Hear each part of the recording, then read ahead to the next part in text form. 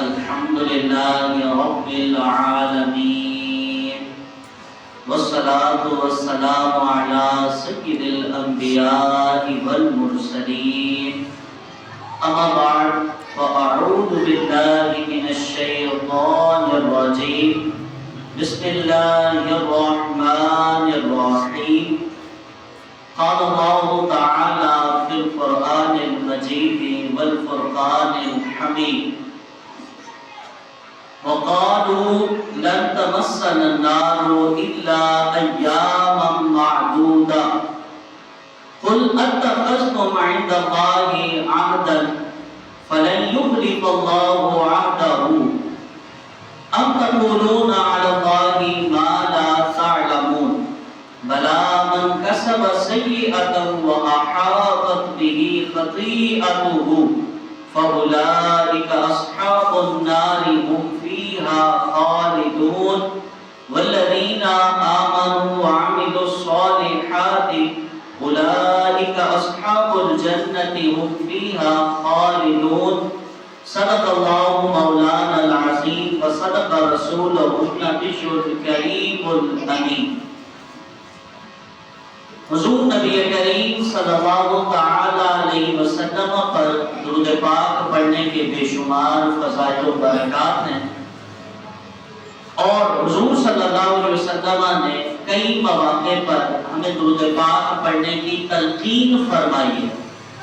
حضور نبی کریم صلی اللہ تعالی علیہ وسلم فرماتے ہیں، قول البدی کی روایت ہے، حضور صلی اللہ علیہ وسلم فرماتے ہیں کہ اے میرے امتیوں، اے مسلمانوں، کہ جب تم پہ کوئی مصیبت آ جائے، کوئی پریشانی آ جائے، کوئی دنیا کے معاملات میں الجھ جاؤ، فرمایا مجھ پر کثرت سے درود پڑھنا شروع کر دو، اللہ تعالیٰ تمہاری پریشانیاں بھی دور کر دے گا، غم بھی دور کر دے گا۔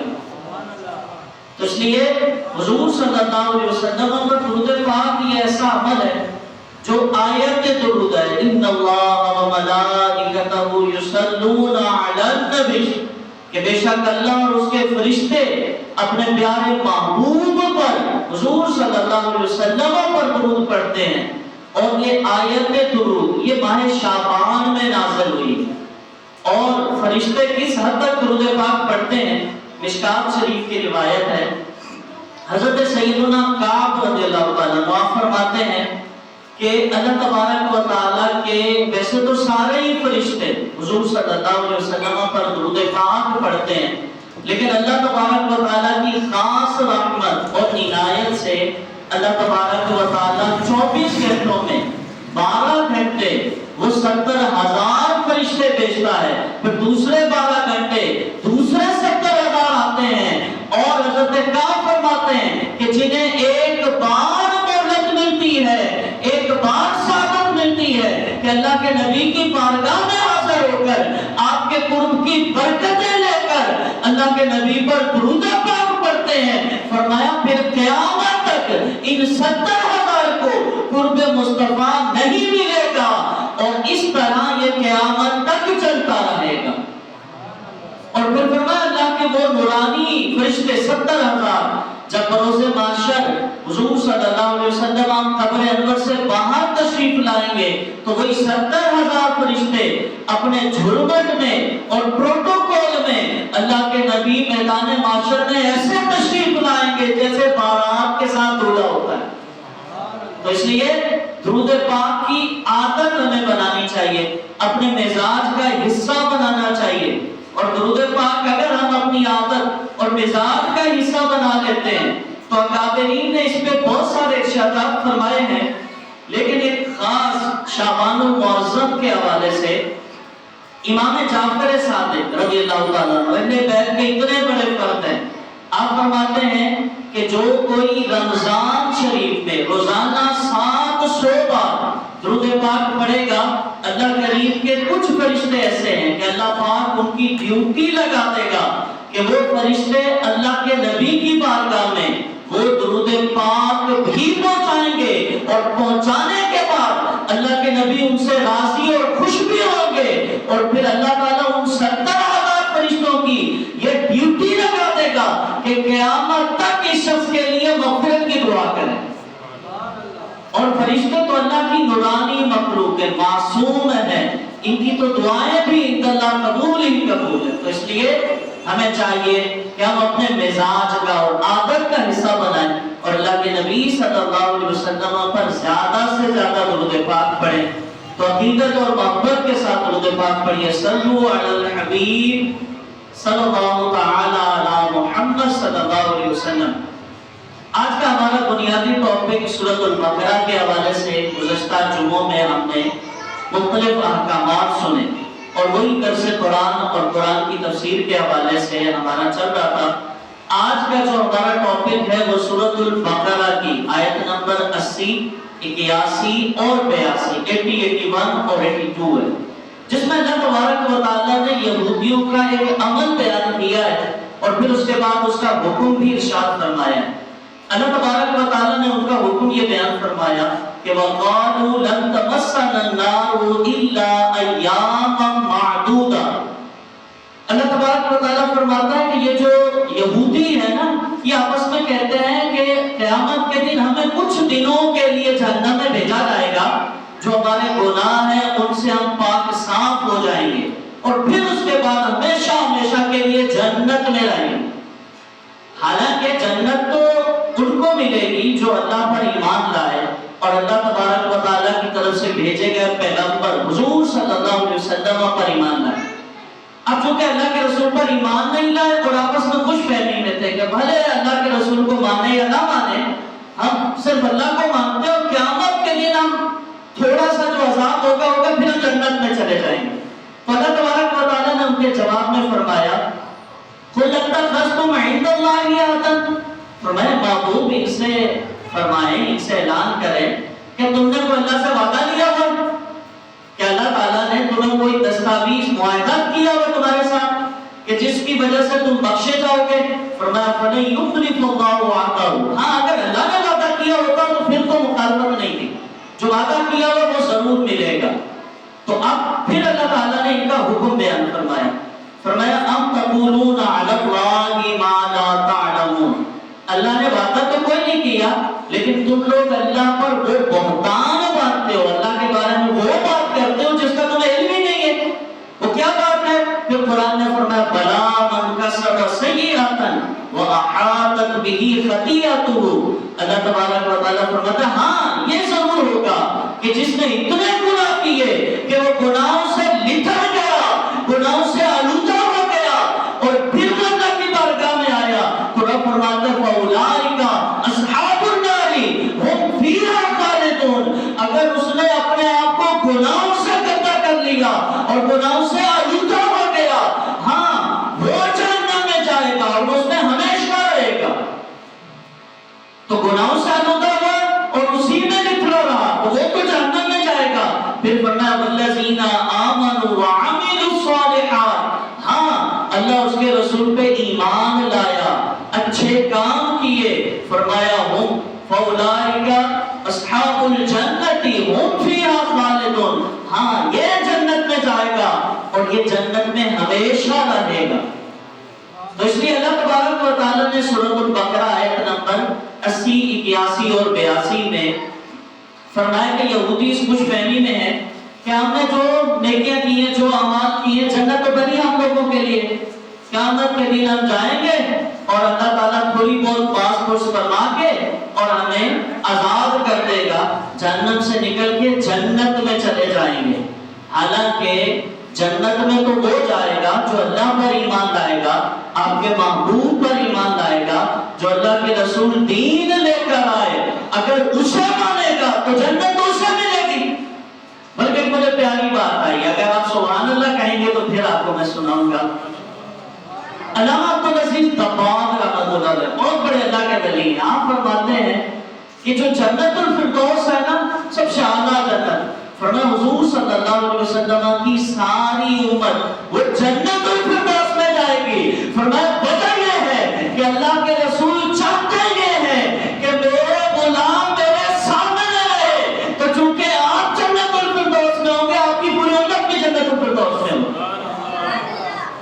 لیکن شرط یہ ہے کہ اللہ پر ایمان کامل لایا جائے، اس کے محبوب پر ایمان لایا جائے، بلکہ احیاء العلوم میں امام غزالی رحمۃ اللہ تعالیٰ نے آپ فرماتے ہیں کہ بندہ نیک کام کرے، اچھے کام کرے، جب موقع ملے نیک کام کرے، جو شرعی لوازمات ہیں اس پہ عمل پیرا ہو، لیکن دل میں تھوڑا تھوڑا خوف رکھے، جیسا ہمارے وہ کہتے ہیں نا کہ عدل کرے تو تھوڑا تھوڑا کمبل اچھیا شانہ والے جب فضل کرے تے بکھلے جان میں جے موقع لے. اس لیے اللہ سے امید رکھیں، اور ایمان کا درجہ یہی ہے. فرمایا الایمان بین الخوف والرجا، ایمان تو نام ہی اس کا ہے کہ جب بھی کوئی اچھا کام کریں اللہ کا شکر ادا کریں، اچھا کام کرنا چاہیں اللہ کی رحمت کی امید رکھیں، لیکن تھوڑا تھوڑا خوف بھی رکھیں کہ کہیں ایسا نہ ہو کہ میں کوئی ایسا گناہ کروں اللہ ناراض ہو جائے اور پھر عذاب دے. اس لیے خوف بھی رکھیں اور امید بھی رکھیں. بلکہ حضرت عمار بن یاسر رضی اللہ تعالیٰ صحابی رسول آپ فرماتے ہیں کہ 3 چیزیں اس کو آپ نے سمجھنا. امام طبرانی نے یہ روایت لکھی ہے مکارم الاخلاق کے اندر. آپ فرماتے ہیں اگر آپ اللہ سے اچھی امید رکھیں، آپ اچھا کام کرنے لگے، اللہ سے اچھی امید رکھیں، تو اگر اچھی امید رکھ لیں اللہ اس میں برکت اور کامیابی ڈال دے گا. اگر آپ اللہ کی رحمت سے مایوس ہو جائیں، اللہ کی مدد سے مایوس ہو جائیں، فرمایا یہ گناہ کبیرہ. اور فرمایا کہ اگر آپ اللہ سے بے خوف ہو جائیں اور بے دھڑک اللہ کی نافرمانی کریں، فرمایا اور اگر اپنے ایمان پر خاتمے کے معاملے میں اللہ کی خفیہ تدبیر سے غافل ہو جائیں کہ پتہ نہیں میرا کیا ہوگا، اور یہ کیفیت اگر آپ نکال دیں، فرمایا یہ بھی گناہ کبیرہ ہے. تو اس لیے ہم پر لازم ہے کہ اللہ کی رحمت کی امید رکھیں، اس کی مدد کی امید رکھیں، لیکن خفیہ تدبیر سے نہ غافل ہو. اللہ کی خفیہ تدبیر غالب ہے، اللہ مالک ہے، خالق ہے، جیسا وہ فرمائے، لیکن اللہ کی رحمت کی امید رکھیں. اور ہمارے یہاں جو سب سے بڑا مسئلہ ہے نا کہ ہم ایک طرف چلے جاتے ہیں، معاذ یا گناہ کیے پھر پورا گناہوں میں چلے گئے، نیکیوں میں آئے پورے نیکیوں میں آ گئے. تو نیکیوں میں آئے یہ تو اچھی بات ہے، لیکن اگر گناہ کر لیں، اللہ تبارک و تعالیٰ نے قرآن میں فرمائے، سورۃ الحجر ہے 14واں پارہ، اللہ تبارک و تعالیٰ فرماتا ہے نبی عبادی انی انا الغفور الرحیم، اور فرمایا وَأَنَّ عَذَابِي هُوَ الْعَذَابُ الْأَلِيمُ.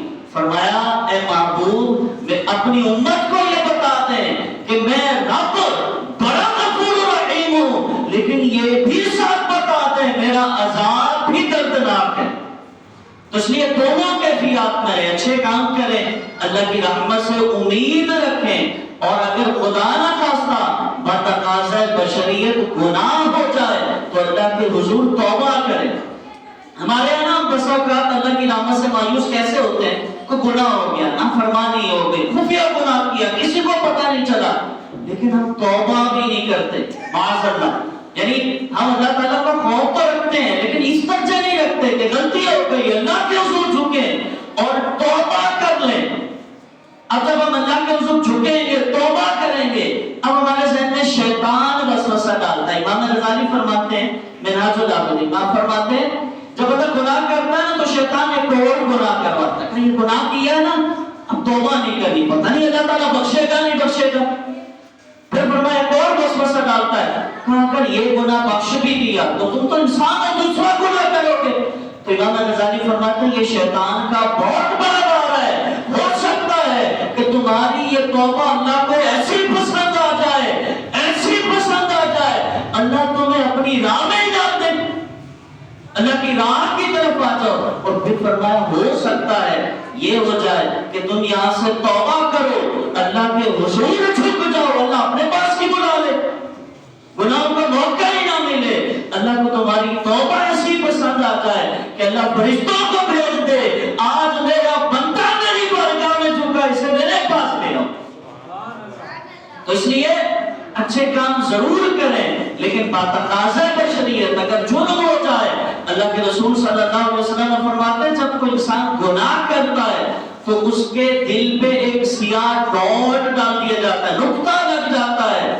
عرض کیا رسول اللہ کیا کریں؟ فرمایا اگر کوئی گناہ کیا ہے تو دو کام کر لیں، اس گناہ سے توبہ کر لیں، اس کی جگہ اچھا عمل کر لیں، اللہ توبہ بھی قبول کر دے گا، اچھے عمل کی برکتیں بھی مل جائیں گی۔ اب آپ نے سمجھنا ہے کہ ہم نے اللہ کی رحمت سے امید بھی رکھنی ہے، لیکن اللہ کے غضب سے بھی ڈرنا ہے۔ اب اس کو آپ تھوڑا سا یوں سمجھیے کہ جیسا نا بعض لوگ تھوڑا سا نیک کام کرتے ہیں، ان کو لگتا ہے بس دنیا آخرت میرے لیے ہی بنی ہے، ساری نعمتیں میرے لیے۔ اللہ کی خفیہ تدبیر سے بھی ڈرنا چاہیے۔ حضرت حارث معاصبی بہت بڑے بزرگ ہیں، آپ فرماتے ہیں کہ ایک شخص تھا، اس کا کام تھا وزن کرنے کا، چیزوں کا وزن کرتا تھا، تولتا تھا۔ فرمایا ایک وقت آیا اس نے وہ کام ہی چھوڑ دیا، اور اس کام کو چھوڑنے کے بعد اللہ کے حضور جھک گیا اور اللہ کی عبادت میں مصروف ہو گیا۔ جب وہ فوت ہو گیا تو فوت ہونے کے بعد کسی نے خواب میں دیکھا اور پوچھا ما فعل اللہ بک، اللہ نے تیرے ساتھ کیا کیا؟ اس نے کہا اللہ نے میرے ویسے تو سارے گناہ بخش دیے، لیکن میرا کام ناپ تول کا تھا، وزن کرتا تھا۔ ایک بار میں نے ترازو میں دیکھا وہ ہلکی سی مٹی لگی ہوئی تھی اور میں نے اس کے ساتھ ہی وزن کر دیا، اس کمی کی وجہ سے اللہ نے میری گرفت کر لی۔ تو اس لیے اللہ کے حضور اچھے کام بھی کریں، لیکن اللہ کی خفیہ تدبیر سے بھی ڈرتے رہیں کہ اللہ نے ہمارے بارے میں کیا فیصلہ فرمایا ہے۔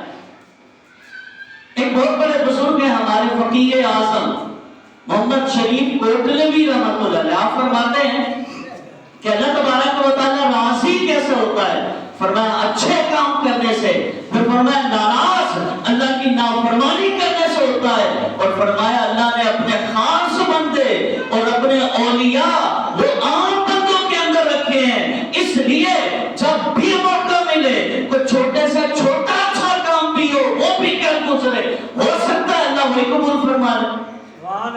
پھر فرمایا اگر کوئی چھوٹے سے چھوٹا گناہ بھی ہو تو اللہ کے خوف سے وہ چھوڑ دیں، اور فرمایا سب انسانوں کی عزت و احترام کریں، ہو سکتا ہے کہ وہ اللہ کا ولی ہو۔ تو اس لیے اللہ سے تعلق کے لیے یہ بات ضروری ہے کہ ہم اللہ تعالیٰ کا خوف بھی رکھیں اور اچھائی کی اللہ سے ہمیشہ امید بھی رکھیں، کیونکہ حدیث پاک ہے اللہ اپنے بندے کے ساتھ ویسا ہے جیسا بندہ اپنے رب کے بارے میں سوچتا ہے۔ بندہ یہ سوچتا ہے مجھ سے غلطی ہو گئی، گناہ ہو گیا، میرا رب غفار ہے، وہ اپنے آپ کو رب کی بارگاہ میں جھکا دیتا ہے، اللہ سارے گناہ معاف کر دیتا ہے۔ جب شیطان اللہ کی بارگاہ سے مردود ہوا نا تو شیطان نے کہا مولا میں تیرے بندوں کی راہ میں بیٹھوں گا، انہیں نیک کام نہیں کرنے دوں گا، انہیں گناہوں میں ملوث کروں گا۔ اللہ نے فرمایا مردود، میں رب کی اعلان کرتا ہوں میرے بندے اگر گناہ کر بیٹھیں گے، جرم ہو جائے گا، غلطی کر بیٹھیں گے، میری بارگاہ میں جب تک جھکتے رہیں گے، ہاتھ اٹھائیں گے مولا غلطی ہو گئی معاف کر دے، شیطان جب تک میرے بندوں کے جسموں میں ان کی روح ہے میری بارگاہ میں جھکتے رہیں گے، میں معاف کرتا رہوں گا۔ اس لیے غلطی ہو جائے تو اللہ کے حضور جھک جائیں، غلطی ہو گئی نا تو جھک جائیں۔ تو اس لیے اللہ سے ہمارا تعلق کیسا ہونا چاہیے؟ ایک شخص تھا، اس کے بارے میں علماء فرماتے ہیں کہ اس نے توبہ کی، توبہ کے بعد اللہ کی راہ کی طرف مائل ہو گیا اور اللہ کی راہ میں لگ گیا، اور جب فوت ہو گیا قبر میں چلا گیا۔ اب اللہ کا خوف کیسا ہونا چاہیے؟ قبر میں چلا گیا اور بعد میں کسی نے خواب دیکھا کہ حضور اللہ نے کیا معاملہ کیا؟ اس نے کہا اللہ نے میری ساری نیکیاں قبول کر لی، میرے سارے گناہ معاف کر دیے، لیکن ایک گناہ جس کی وجہ سے مجھے جنت میں جانے سے روک دیا گیا، وہ ایک گناہ یہ تھا کہ میں نے ایک دوست کی وہ جو ٹوتھ پک ہوتی ہے نا دانت صاف کرنے والی، وہ میں نے اس کی اجازت کے بغیر اٹھا لی، اللہ نے جنت جانے سے روک دی۔ اس لیے اللہ سے تعلق رکھیں، اللہ سے محبت کریں اور اللہ کی رحمت سے امید بھی رکھیں، لیکن غافل نہ ہو، خوف بھی رکھیں۔ ایمان بہت بڑی دولت ہے، اس کی حفاظت کا بھی خیال کرے. اعلیٰ حضرت فرماتے ہیں سونا جنگل رات اندھیری چھائی بدلی کالی ہے. سونے والوں جاگتے رہنا چوروں کی رکھوالی ہے. پھر فرماتے ہیں سونا پاس ہے، سونا پن ہے، سونا زہر ہے. جس کے پاس سونا ہوتا ہے نا، گولڈ ہوتا ہے، کیش ہوتا ہے. کراچی کے حالات آپ جانتے ہیں، وہ کھلے عام لے کے نہیں گھومتا، وہ پبلکلی لے کے نہیں گھومتا. فرمایا سونا پاس ہے، ایمان کا سونا پاس ہے. لیکن فرمایا ایک غفلت بھی ہے، سونا پن ہے، احساس ہی نہیں ہے. پھر فرمایا اب ایسی حالت میں سونا زہر ہے. اٹھ پیارے تو کہتا ہے نیند ہے پیاری، تیری متی نرالی ہے. اعلیٰ حضرت فرماتے ہیں عقیدہ، ایمان دنیا کی ظاہری طور پہ سب سے قیمتی چیزوں میں سونا رہتا ہے. اعلیٰ حضرت فرما رہے ہیں ایمان کی ویلیو ایسے ہے جیسے سونا ہو. اور پھر فرمایا حالات ایسے ہیں کہ ایمان کے ڈاکو گھوم رہے، موبائل کھولتے ہیں بیٹھا ہوئے ڈاکو، آپ کا ایمان چھین لے گا. ہمارے نا غلط فہمی پھیلا گئی، کہتے ہیں اصل میں پردہ دل کا ہوتا ہے. خواتین کے لیے پردہ کس کا ہوتا ہے؟ دل کا ہوتا ہے. نوجوانوں کے لیے پردہ کس کا ہوتا ہے؟ دل کا ہوتا ہے. قرآن کہتا ہے کہ خواتین پردہ کریں، مردوں کو یہ حکم ہے کہ غلطی سے نظر اٹھ جائے نظر جھکا لیں. لیکن ہمارے یہاں کہتے نہیں پردہ دل کا ہے. میں آپ کو سمجھاتا ہوں، آپ کو فوراً بات سمجھ آ جائے گی. آپ بزرگ حضرات بھی تشریف فرمائیں، مثال سے بات فوراً سمجھ آتی. ایک بندہ کھڑا ہو چوک پہ اور آپ کو گندی گالیاں دے اور پھر کہتے ہیں کہ میرا دل پاک صاف ہے، زبان گندی ہے، آپ کیا کریں گے؟ اسے معاف کر دیں گے؟ آپ کہیں گے نہیں، آپ کا تو دل پاک صاف ہے، زبان سے گندگی نکل بھی گئی ہے، کوئی بات نہیں ہے، لیکن آپ کا دل پاک صاف ہے، معاف کر دیں گے اسے؟ نہیں کریں گے معاف، اس کا محاسبہ کریں گے. اور بسوں کا لڑائیوں کی وجہ بھی یہی ہوتا ہے کہ اس نے گالی دے دی. تو یہ کوئی سوچتا کرتے نہیں دل پاک صاف کا گالی دے دی کیا کرے؟ تو میرے بھائی اگر آپ کی زبان گندی ہے، آپ اولاد ہو کے ماں باپ کا ادب نہیں کرتے، شاگرد ہو کے استاد کا نہیں کرتے، مرید ہو کے پیر کا نہیں کرتے، چھوٹے ہو کے بڑوں کا نہیں کرتے. اللہ کے نبی فرماتے ہیں فَلَيْسَ مِنَّا، جو چھوٹا ہو بڑوں کا ادب نہ کرے وہ ہم میں سے نہیں ہے. اور کہتے نہیں دل پاک ہے، تو میں نے کہا دل کا چاندر ہے جب زبان گندی ہے. تو اس لیے پردہ وہی ہے جو شریعت نے بتایا ہے، احکامات وہی ہیں جو اللہ اس کے رسول نے ارشاد فرمائے ہیں. یہ ہمارے میں جال سازی کرتا ہے، اصل میں نہیں یہ ہمارے مسائل کیسے نکالے وہ کہتے ہیں میں آپ کو بتاتا ہوں. آج یوں ہوا کہ میں نے کتاب کھولی، اس میں مسئلہ یوں لکھا ہوا تھا، فلاں اتنے بڑے عالم ہیں ان سے یہ غلطی ہو گئی، وہ یہ عالم ہے ان سے یہ ہو گیا. میں نے کہا کون سی عدالت لگائی ہوئی ہے؟ کیا قرآن و حدیث نے آپ کو یہ حق دیا ہے کہ چار دیواری میں بیٹھ کے قرآن و حدیث کا علم پڑھے اور سیکھے؟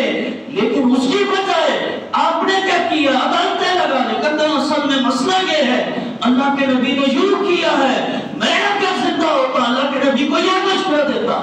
لعنت اللہ علی الکاذبین، کیسے مکار لوگ ہیں. کہتے مولا علی نے یوں کیا ہے، میں ہوتا یہ مشورہ دیتا. یہ کون سا دین ہے؟ اللہ کے رسول معصوم ہیں، سید المعصومین ہیں. جو وہ لے کر آئے، جو آپ نے کیا، وہی ہمارے ایمان کا حصہ ہے اور وہی قیامت تک رہے گا. اور میں آپ کو ایک بات سمجھاتا ہوں، بڑی آسان بات ہے، فوراً سمجھ آ جائے گی. اللہ کا تعارف کیا ہے ہمارے پاس؟ اللہ کون سا ہے؟ آپ پڑھتے ہیں نا لا الہ الا اللہ وحدہ لا شریک لہ. اللہ وحدہ لا شریک ہے، اس کے سوا کوئی معبود نہیں. آپ قرآن اٹھا لیں، حدیث اٹھا لیں، پوری 14 صدیوں کی ریسرچ پڑھ لیں، آپ کو ایک ہی بات ملے گی، اللہ وہی سچا ہے جو ہمارے نبی نے مانا ہے. اللہ وہی سچا ہے جو ہمارے نبی نے بتایا ہے، جو پوری امت نے مانا ہے. اللہ کے رسول کون ہے؟ جو اللہ نے قرآن میں تعارف فرمایا، محمد رسول اللہ والذین معه اشداء علی الکفار رحماء بینہم. اللہ فرماتا ہے یہ محمد مجھ رب کا رسول ہے. پھر فرمایا والذین معه اشداء علی الکفار، جو اس محبوب کے ساتھ لوگ ہیں، اللہ فرماتا ہے وہ ایسے لوگ ہیں کافروں کے لیے تو سخت ہیں، آپس میں رحم دل ہے. اللہ نے اعلان کر کر دیا. میرے محبوب کے جو صحابہ ہیں وہ آپس میں رحم دل ہے. کیسے رحم دل ہے؟ امام جلال الدین سیوطی شافعی رحمۃ اللہ علیہ فرماتے ہیں کہ صحابہ کرام آپس میں ایسے محبت کرتے تھے جیسے باپ اپنی اولاد سے محبت کرتا ہے. اب اللہ بھی راضی ہے, اللہ کے رسول بھی راضی ہیں, لیکن ہمارے یہاں فتنوں اور یوٹیوب چینل ہے نا کمائی کا ذریعہ. آپ شوشہ چھوڑیں گے, آپ غلط بات کریں گے, آپ مشہور ہو جائیں گے, آپ کی انکم بڑھ جائے گی معاذ اللہ. اور اس کے لیے لوگ بالکل تیار بیٹھے, وہ ڈھونڈتے ہیں کہ کہاں سے کوئی چور دروازہ نکلے. رب کعبہ کی قسم, اللہ کے نبی کی امت میں اللہ نے ہر دور میں ایسے ایسے علماء پیدا کیے جنہوں نے ہمیں سکھایا ہے کہ اللہ کو کیسے ماننا ہے, اس کے رسول کو کیسے ماننا. سبحان اللہ تو بولنا پڑے گا. اب ایسے ٹاپک کی طرف آتا ہوں. ہمارا ٹاپک تھا ہمارے یہاں نا کوئی گناہ ہو جاتا ہے, ہم جھکتے نہیں اللہ کے بارے میں. غلطی ہو گئی نا, جھک جائیں, اللہ معاف کر دے گا. ہم جھکتے نہیں ہیں. کوئی کاروبار ڈسٹرب ہو گیا, اولاد کا مسئلہ ہو گیا, اولاد نافرمان ہو گئی, اولاد فوت ہو گئی, ماں باپ میں سے کسی کا انتقال ہو گیا, تو ہم سارے گلے شکوے کرنے کے بعد ہم کہتے ہیں ہم تو اللہ پر راضی ہیں. یہ کون سی راضی ہے؟ یہ کون سی رضا ہے کہ آپ سارے شکووں کے آپ نے دستاویز جمع کروا دیے, محلے میں اعلان کروا دیا, اور پھر آپ کہتے نہیں ہم اللہ پہ راضی ہیں. اللہ پہ کیسے راضی ہونا ہے, اس کو آپ نے سمجھنا ہے. حضور صلی اللہ علیہ وسلم کائنات کے سب سے بہترین فرد, آپ اللہ کی بارگاہ میں کتنے مقبول ہیں. معراج کا واقعہ آپ نے سنا ہوگا, کتنے معاملات ہیں. اللہ کے رسول ہاتھ اٹھائے پورا کائنات کا نظام ہی بدل جاتا ہے. لیکن اللہ کے رسول صلی اللہ علیہ وسلم اللہ کی بارگاہ میں گئے, اللہ کا دیدار کیا ہے. پوری دنیا میں اللہ کو دیکھنے والی شخصیت ہمارے پاس ایک ہی ہے. ہم سارے وہ ہیں جس میں فرمایا ھدی للمتقین الذین یؤمنون بالغیب. قرآن ہدایت ہے متقیوں کے لیے جو بالغیب ایمان لاتے ہیں, اللہ کو دیکھا نہیں ہے, ایمان لے آتے ہیں. لیکن اللہ کے رسول صلی اللہ علیہ وسلم وہ ہمارے پاس شخصیت ہے جنہوں نے اللہ کو اپنی ظاہری آنکھوں سے دیکھا. اتنے مستجاب الدعوات, رات کو عشاء کے بعد مصلی بچھایا, عبادت شروع ہوئی. سیدہ عائشہ فرماتی ہیں عبادت جاری ہے جاری ہے. اتنی عبادت کی کہ پاؤں سوج گئے. کیا ہو گیا؟ پاؤں سوج گئے. سیدہ عائشہ عرض کرتی ہے یا رسول اللہ, اللہ نے تو آپ کے صدقے آپ کی امت کو ہی معاف کر دیا ہے, اور آپ اللہ کی بارگاہ میں اتنی عبادت کرتے ہیں کہ آپ کے پاؤں سوج جاتے ہیں. عرض کی افلا ان اکون عبدا شکورا, فرمایا میرا اللہ کی بارگاہ میں مرتبہ پڑا ہے تو کیا میں اللہ کی عبادت کر کے اس کا شکر گزار نہ ہو جاؤں. یہ عبادت ہے. فرمایا حضور صلی اللہ علیہ وسلم قطعی جنتی ہیں, آپ کے صدقے لوگ جنت میں جائیں گے. فرماتے ہیں پہلے میں اللہ سے 70 بار استغفار کرتا تھا. داتا علی جویری صاحب نے لکھا 70 بار استغفار کرتا تھا.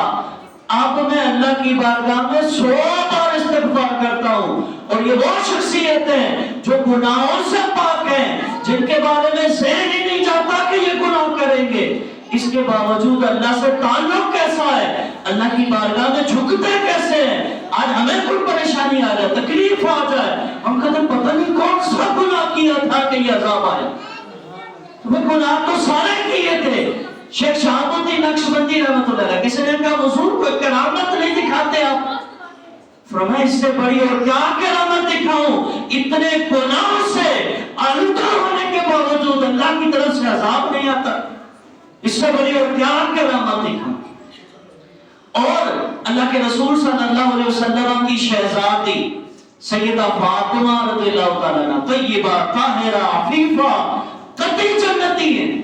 اور آپ کی شان یہاں تک ہے کہ جب آپ پیدا ہوئی تو علماء فرماتے ہیں جب آپ پیدا ہوئی تو آپ کا اتنا نورانی چہرہ تھا کہ آپ کے پیدا ہونے کے وقت جیسے آپ دنیا میں آئی وہ کمرہ منور ہو گیا.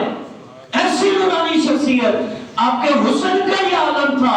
علماء فرماتے ہیں کہ سیدہ فاطمہ 14ویں کے چاند سے بھی خوبصورت تھی اور قطعی جنتی. اللہ کے رسول فرماتے ہیں کہ اے فاطمہ تم جنت کی عورتوں کی سردار ہو, اور قیامت کے دن جب سیدہ فاطمہ کی فضیلت میں بہت ساری روایات ہیں اور پورا بیان اس پہ ہو سکتا ہے، لیکن میں آپ کو صرف چند چیزیں بتاتا ہوں. آپ کو اللہ نے آپ کا نام فاطمہ ہے.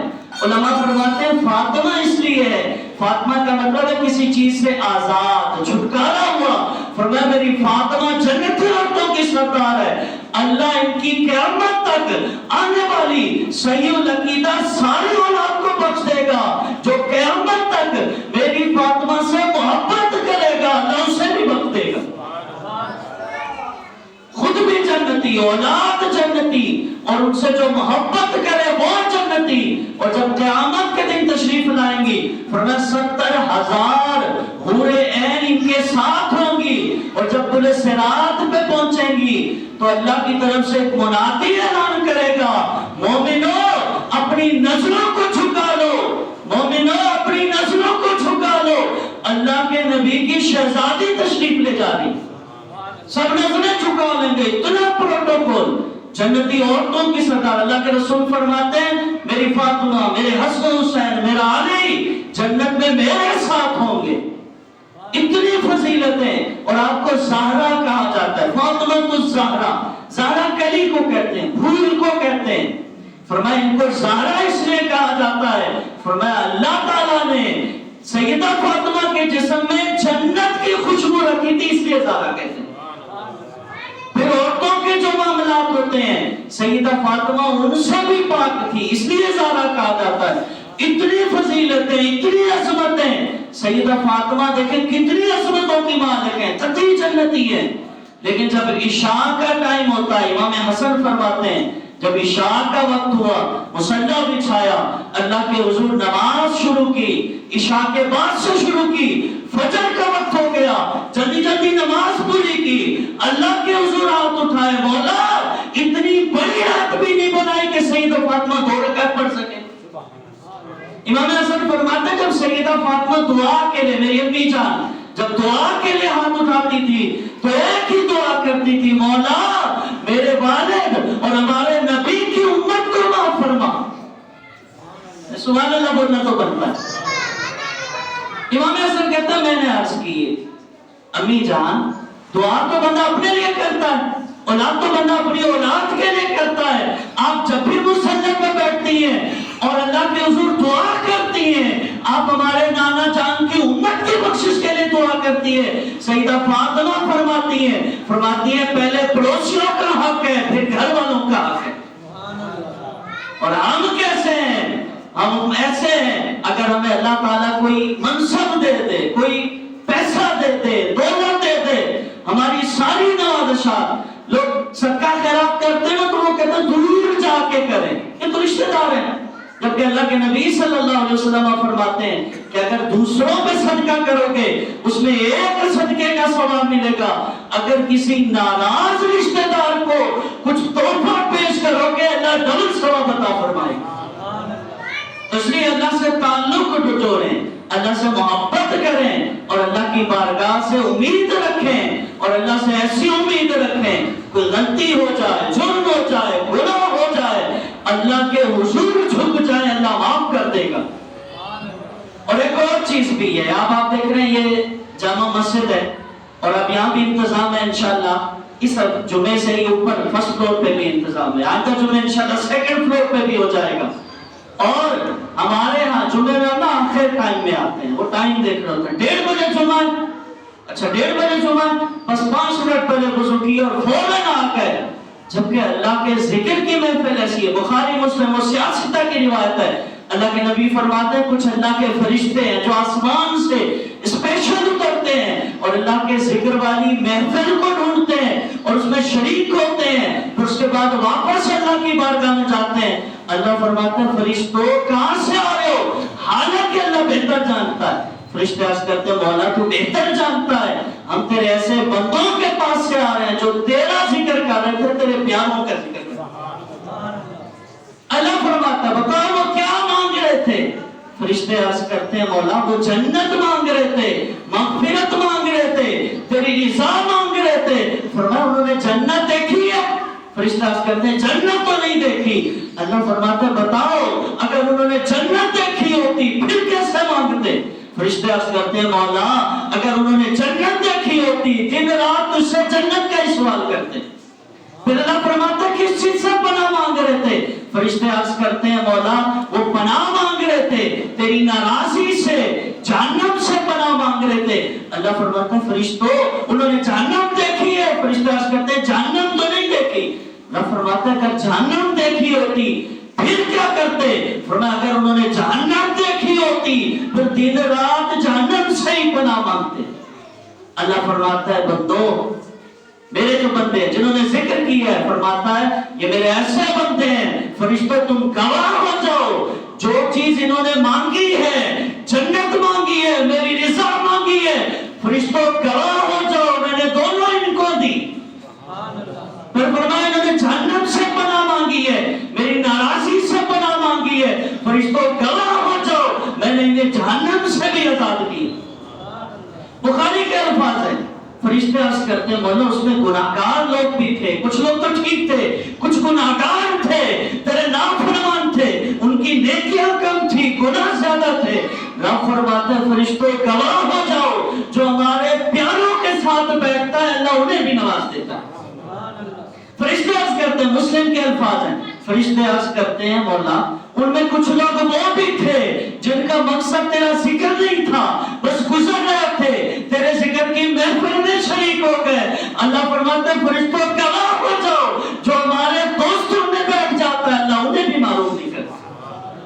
تو اس لیے ہمارے یہاں جمعے کا بیان 12:50 پہ شروع ہو جاتا ہے. جن حضرات کے پاس ٹائم ہو، گنجائش ہو، وہ ضرور اس میں شرکت کریں اور اللہ سے تعلق ایسا بنائے، اللہ سے تعلق ایسا بنائے. فرماتے ہیں کہ میں وہ سنی ہوں جمیل قادری مرنے کے بعد میرا لاشا بھی کہے گا صلاۃ و سلام. اللہ تبارک و تعالی ہم سب کا یہاں جمع ہونا قبول فرمائے اور ہمیں زیادہ سے زیادہ نیکیاں کرنے، اللہ کی رحمت سے پوری امید ہونے اور اس کی نافرمانی سے بچنے کی توفیق عطا فرمائے. وما علینا الا البلاغ المبین.